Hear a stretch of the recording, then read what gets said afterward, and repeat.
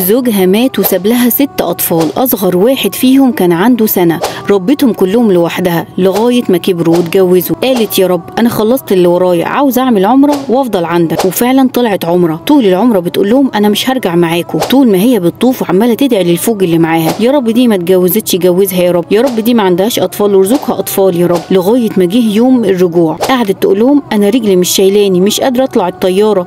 قالوا لها أنت بتمثلي بس عشان مش عاوزة ترجعي معانا، وقعدوها على كرسي وطلعوها الطيارة. أول ما طلعت قالت لهم أنا مش قادرة أخد نفسي. جابوا لها الدكتور كشف عليها، قال لهم ده ما فيش عندها نبض خالص، لازم تروح المستشفى. ودوها المستشفى على بالليل، بقت كويسة وخلاص المفروض تطلع الطيارة.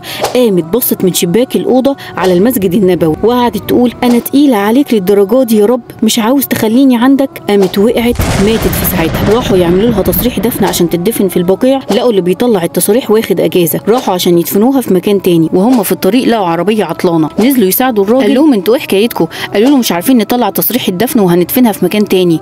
قال لهم انا الموظف اللي بيطلع تصريح الدفن، ومضى لهم على التصريح واتدفنت في البقيع. صدقت مع الله فصدقها الله.